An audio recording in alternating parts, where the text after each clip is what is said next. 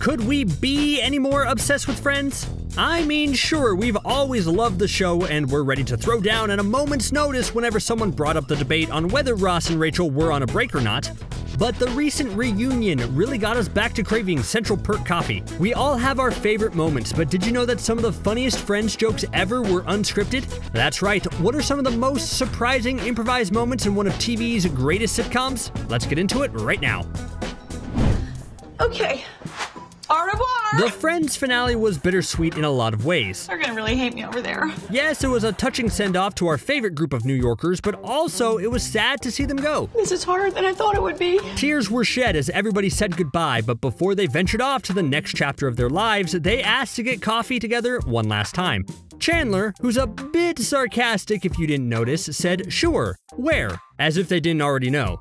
It was the perfect joke to end on, but if reports are to be believed, it wasn't in the script originally. It's rumored that Matthew Perry ad-libbed that line at the end, and it was so well received, they decided to keep it in.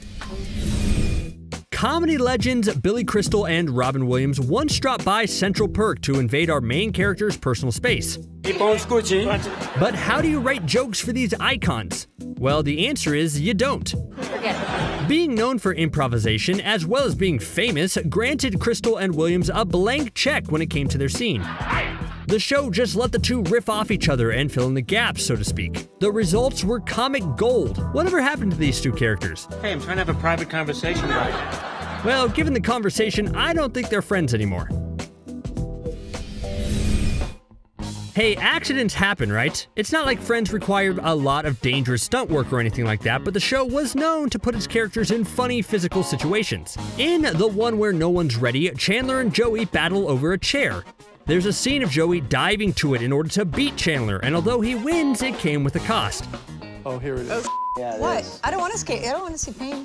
Actor Matt LeBlanc actually dislocated his shoulder here, forcing him to wear a sling for a little while. Do you remember how it was written into the show? The show adapted to this change by explaining it as Joey hurt himself jumping on the bed, which is a totally Joey thing to do, right?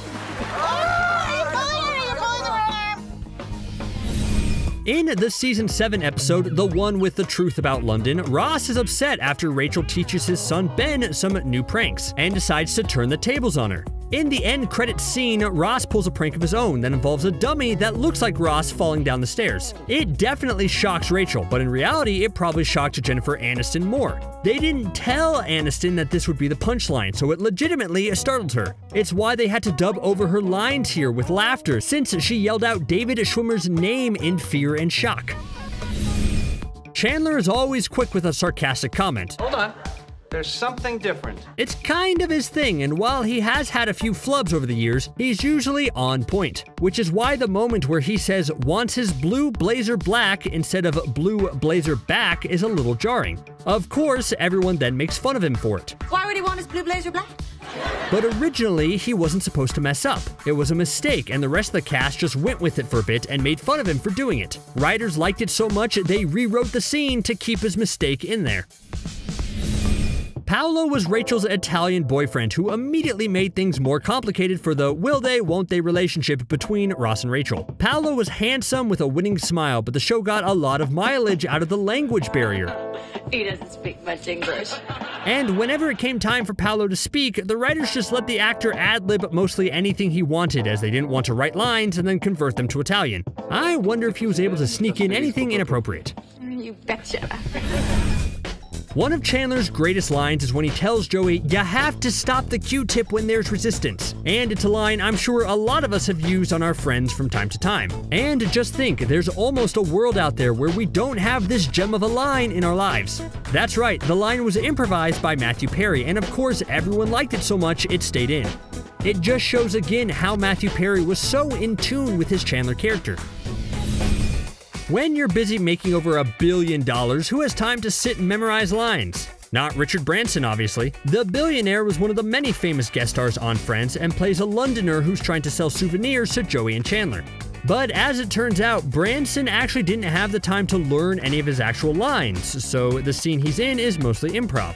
Sure, it's not like he had pages and pages of dialogue and his only job was to try to sell Joey a hat, but still, I think that's kind of impressive.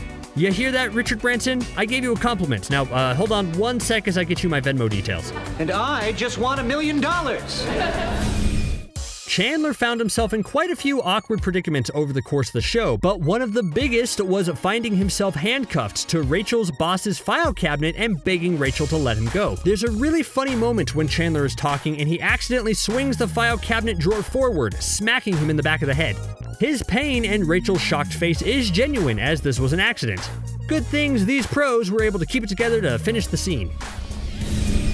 Sometimes, when a line doesn't work, it's better to workshop it to find something else. After Ross and Rachel get drunkenly married, Ross fights to keep them together so he won't have 3 failed marriages under his belt. Okay, see, now I'm scared because I don't actually think you're kidding. As they talk and Ross continues to push things, Rachel says this isn't a marriage, this is the world's worst hangover. The original joke dealt with her telling Ross to stop saying the word marriage, but it just wasn't landing properly. And Jennifer Aniston was the one who ad-libbed this new line to the delight of the audience. Glad they went with that one.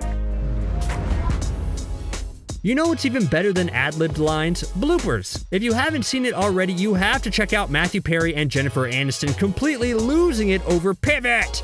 Trust me, it'll make your day.